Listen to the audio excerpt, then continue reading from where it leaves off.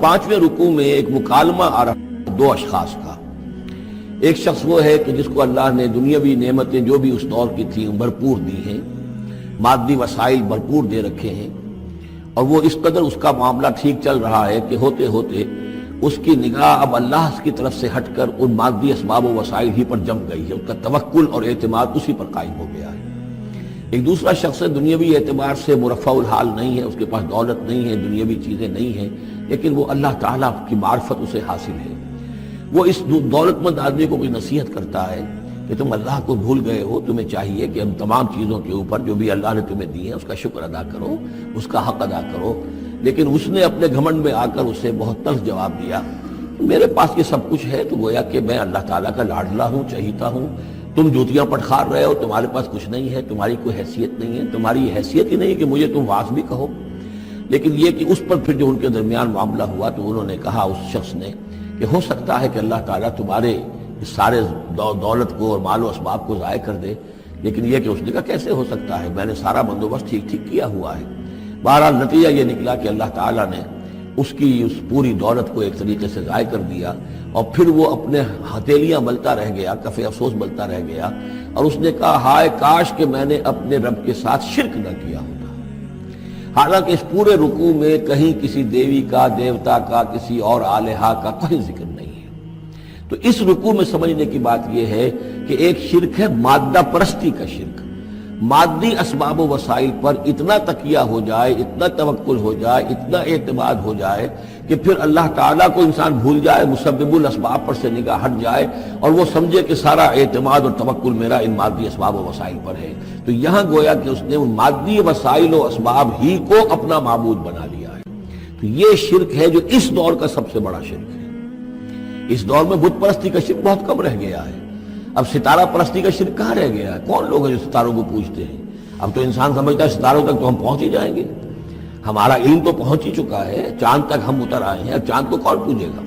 یہ جو اب ساری جو ہے اب جو پوجا پاٹ ہو رہی ہے وہ تو مادہ پرستی کی ہے، وہ دولت کی ہے، وہ در حقیقت یا وہ نظریاتی طور پر وطن پرستی ہے، اس کا ایک شرک ہے۔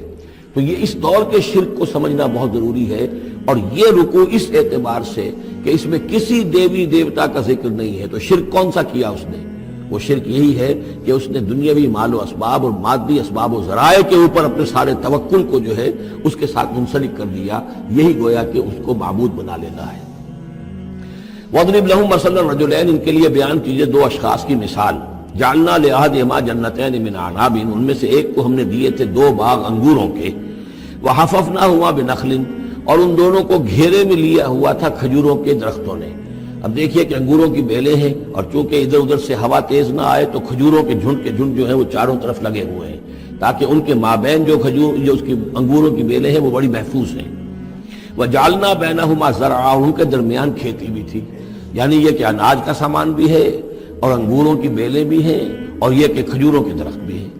کلتا الجنتین آتت اکلھا، اور وہ دونوں باغات اپنا پھل دیتے تھے، ولم تظلم منہ شیئا، سال بسال پھل آ رہا ہے، سال ہر سال ہو گئے، ہر سال پھل آ رہا ہے، اس میں کوئی کمی نہیں کرتے تھے۔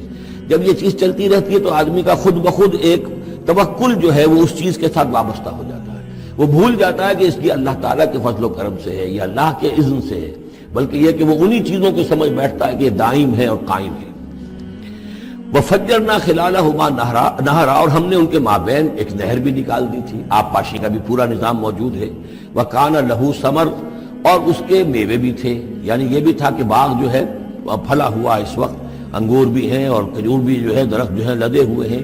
اور ایک اس کا مفہوم یہ بھی ہے میرے نزدیک جو زیادہ راجح ہے کہ اس کو اولاد بھی اللہ نے خوب دی تھی۔ جیسے درختوں پر پھل لگتا ہے تو انسان کے لیے اس کی اولاد جو ہے اس کے پھل کی حیثیت رکھتی ہے، تو گویا کہ اس کو اولاد بھی ملی تھی۔ فقال لصاحبہ وہو یحاورہ، تو کہا اس نے اپنے ساتھی سے، اور ان سے وہ گفتگو کر رہے تھے، آپس میں گفتگو کر رہا، انا اکثر منک مالا واعز نفرا، میں تم سے کہیں بڑھ کر ہوں مال میں اور نفری میں۔ اب یہ نفری کے حوالے سے میں نے کان لہو ثمر، اس کے بیٹے بھی تھے، اولاد بھی تھی، تو اس کے حوالے سے وہ نفری کی بات بھی کر رہا، میرے بازو بھی بہت ہیں۔ وَدَخَلَ جَنَّتَهُ، اور وہ داخل ہوا اپنے باغ میں، وَهُوَ ظَالِمٌ لِنَفْسِهِ، اور وہ اپنے جان پر ظلم کر رہا تھا، یعنی اسی گمراہی کے اندر مبتلا تھا. قال ما اظن ان تبید هذه ابدا، انہوں نے کہا میں نہیں سمجھتا کہ یہ باغ بھی کبھی اجڑ سکتا ہے. کیا مجھے دھمکا رہے ہو کہ اللہ تعالیٰ جو ہے کہیں تم میری یہ دولت سلب نہ کر لے؟ دیکھو میں نے کھجوریں کس حساب سے یہاں پر لگائی ہیں کہ کوئی اگر آئے بھی، کوئی باد سرسر آئے یا کوئی اور بھی ہوا کا تیز لو کے جھونکے آئیں تو وہ میری انگوروں کے بیلوں تک نہ پہنچے. یہ گویا کہ سینٹینلز کھڑے ہوئے ہیں، کھجور کے درخت جو ہیں وہ روک رہے ہیں. پھر میں نے یہاں پہ آب پاشی کا نظام ہے، میرے نہر چلی ہوئی ہے. ما اظن ان تبید هذه ابدا، میں نہیں سمجھتا کہ میرا یہ باغ جو ہے کبھی یہ کہ برباد بھی ہو سکتا ہے. وما اظن الساعة قائمة، اور یہ جو تم قیامت وغیرہ کی بات کر رہے ہو، اول تو میرا گمان نہیں ہے کہ کوئی قیامت کھڑی ہونے والی ہے. وما اظن الساعة قائمة، میں نہیں سمجھتا کہ یہ قیامت ہونے والی ہے. ہاں ڈکوسلے سے ہیں، کچھ بڑوں سے سنا تو ہے.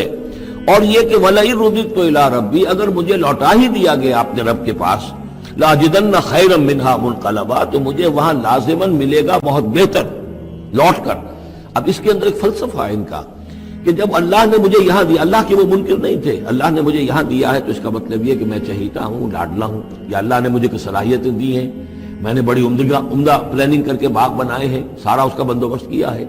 تو یہ میری جو صلاحیت ہے، یہ اللہ کی دی ہوئی جو میرے اندر ہے، یہ جو خیر ہے، یہ کہاں چلا جائے گا؟ آخرت میں بھی مجھے پھر ملے گا اور اس سے بہتر ملے گا. اور تم جیسے یہاں جوتیاں پٹخار رہے ہو ایسے وہاں پٹخارو گے. وَلَئِن رُدِدتُّ إِلَىٰ رَبِّي، اگر بالفرض ہو ہی گیا ایسا، لوٹا ہی دیا گیا میں اپنے رب کی طرف، لَأَجِدَنَّ خَيْرًا مِّنْهَا مُنْقَلَبًا، تو اس سے بھی بہتر مجھے وہاں پر ملے گا. قَالَ لَهُ صَاحِبُهُ، اب اس اللہ کے بندے نے جو نیک بندہ تھا کہا اس سے، اس کے ساتھی نے، وَهُوَ يُحَاوِرُهُ، اور ان سے گفتگو کر رہا تھا، أَكَفَرْتَ بِالَّذِي خَلَقَكَ مِن تُرَابٍ، کیا تو نے کفر کیا اس ہستی کا جس نے تجھے مٹی سے بنایا، ثم من نطفہ، پھر پانی کی گندے پانی کی بوند سے بنایا، ثم سواک رجلا، پھر تجھے ایک پورا انسان بنا کر کھڑا کر دیا. اب یہاں اور تجھے کفر کون سا کیا؟ یعنی یہ کہ وہ رب مان رہا ہے اللہ کو اور رب کے ساتھ اس نے کسی اور کا ذکر نہیں کیا ہے. مطلب یہ کہ آخرت کا انکار در حقیقت اللہ کا انکار ہے. اگر تم آخرت کے بارے میں جو کہہ رہے ہو کہ نہیں میں نہیں سمجھتا کہ یہ کوئی ہونے والی بات ہے، تو چاہے تم اللہ کو اب اقرار کر رہے ہو لیکن حقیقت میں اگر آخرت کو نہیں مانتے تو گویا کہ اللہ کا انکار ہے. لَٰكِنَّهُ اللَّهُ رَبِّي، لیکن جہاں تک میرا معاملہ ہے میں نے تو اللہ کو اپنا رب مانا ہوا ہے، وہی میرا مالک ہے، آقا ہے. وَلَا أُشْرِكُ بِرَبِّي أَحَدًا، اور میں اپنے رب کے ساتھ کسی کو شریک نہیں ٹھہراتا. وَلَوْلَا إِذْ دَخَلْتَ جَنَّتَكَ قُلْتَ مَا شَاءَ اللَّهُ، اور کیوں نہ ایسا ہوا کہ اللہ کے بندے جب تو اپنے باغ میں داخل ہوا، تو نے باغ دیکھا پھلا ہوا ہے، ہرا بھرا ہے، ہر طرف منظر جو ہے بڑا دل خوشکن منظر ہے، تو کہتا ما شاء اللہ.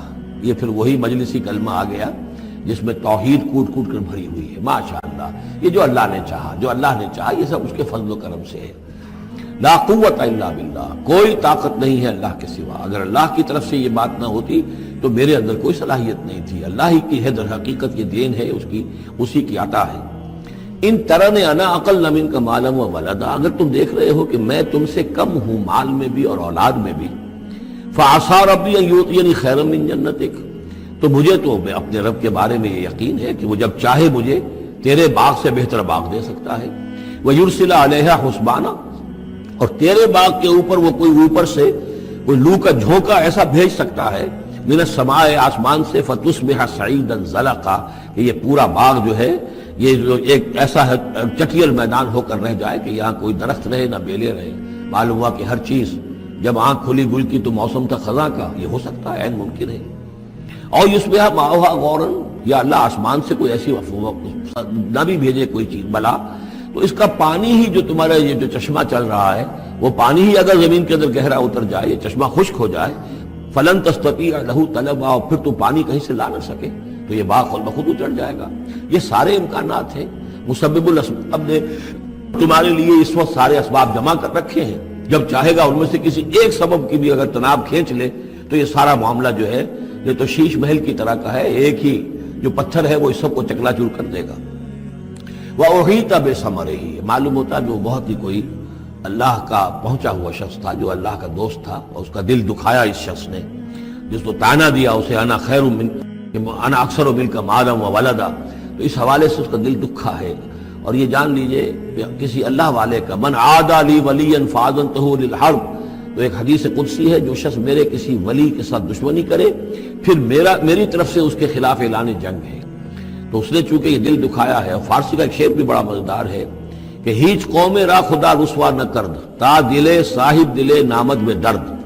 کسی صاحب دل کے دل کو ٹھیس لگتی ہے، درد اس کے اندر پیدا ہو جاتا ہے، صاحب دل ہو، اللہ کی محبت اس کے دل میں ہو اور اسے ٹھیس پہنچے، تو تا دلے صاحب دلے نامد میں درد ہیچ قوم را خدا رسوا نہ کر۔ قومیں بڑی رسوا ہو جاتی ہیں کسی ایک اللہ والے کی کہ دل جو ہے اس کی دل کو اگر تکلیف پہنچے تو وہی تب اس ہمارے ہی اس کا سارا ثمر سمیٹ لیا گیا۔ اللہ تعالیٰ نے جو کچھ اس کو دیا تھا وہ سلب کر لیا، باغ بھی ختم ہوا، اولاد بھی ختم ہوئی۔ فَأَصْبَحَ يُقَلِّبُ كَفَّيْهِ عَلَى مَا أَنفَقَ فِيهَا، تو وہ رہ گیا اپنے ہاتھوں کو ملتا ہوا، اپنی ہتھیلیوں کو ملتا ہوا، جسے ہم کہتے ہیں کفِ افسوس ملنا۔ يُقَلِّبُ كَفَّيْهِ عَلَى مَا أَنفَقَ فِيهَا، جو کچھ اس نے خرچ کیا تھا، انویسٹ کیا تھا، محنت کی تھی، کتنا عرصہ لگا تھا اس باغ کے پلاننگ میں، باغ کو اس نے لگایا تھا، کہاں کہاں سے پودے لایا ہوگا۔ ما انفق فیہا وہی خاویۃ علی عروشہا، اور وہ باغ جو ہے گرا پڑا ہوا تھا اپنی چھتریاں کے اوپر، کیونکہ جو انگور کی بیلیں ہوتی ہیں وہ ٹٹیاں ہوتی ہیں، چھتریاں ہوتی ہیں، وہ سب اوندھی پڑی ہیں۔ وَيَقُولُ يَا لَيْتَنِي لَمْ أُشْرِكْ بِرَبِّي أَحَدًا، اور اس وقت وہ کہہ رہا تھا ہائے میری شامت، کیا کاش کہ میں نے اپنے رب کے ساتھ شرک نہ کیا ہوتا۔ اب یہ کون سا شرک ہے؟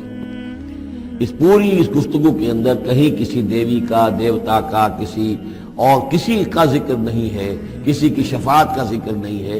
یہ ہے ہمارا آج کا نقشہ مادہ پرستی کا، آج کی ہماری ذہنیت جو ہے پوری کی پوری اس رکوع کے اندر موجود ہے۔ وَلَمْ تَكُنْ لَهُ فِئَةٌ يَنْصُرُونَهُ، اور نہ ہوئی پھر اس کی کوئی جماعت، کوئی اس کی فوج ہوتی جو اس کی مدد کرتی من دون اللہ، اللہ کے مقابلے میں۔ وَمَا كَانَ مُنْتَصِرًا، اور نہ ہی وہ اس قابل تھا کہ کسی سے انتقام لے۔ کس سے انتقام لے؟ سارا فیصلہ تو اللہ کی طرف سے ہوا ہے۔ هُنَالِكَ الْوَلَایَةُ لِلَّهِ الْحَقُّ، یہاں تو حکومت اور اختیار کل کا کل اللہ ہی کے لیے ہے، سچے اللہ کے لیے جو الحق ہے۔ یہ ولایا ہے واو کے زبر کے ساتھ۔ والی کہتے ہیں حاکم کو، مالک کو والی، والی سے ولایا بنتا ہے۔ ولی کہتے ہیں دوست، پشت پناہ، اور اس سے ولایا بنتا ہے، ولایت باہمی۔ اللہ ولی الذین آمنوا یخرجہم من الظلمات الی النور، اور الا ان اولیاء اللہ لا خوف علیہم ولا هم یحزنون، یہ ولایت ہے واو کے زیر کے ساتھ۔ اور والی ہونا کسی کا، فلاں ملک کا والی فلاں تھا، یعنی وہاں کا حکمران تھا، بادشاہ تھا، تو یہاں کی بادشاہی، یہاں کا اختیار، هنالک الولایۃ للہ الحق، کل ولایت اللہ ہی کے ہاتھ میں ہے۔ ہوا خیر ثوابا و خیر عقبا، یقیناً وہی بہتر ہے انعام دینے والا، اور وہی بہتر ہے نتیجے کے اعتبار سے، عاقبت کے اعتبار سے۔ بچھڑ گیا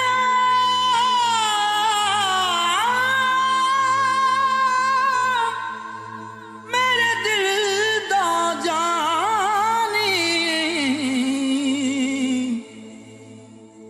تے میں ککھوں وانگر رل گئی، پھلاں نال نازک جندڑی میری وچ کنڈیاں دے رل گئی، کم سجنا دے مار مکایا،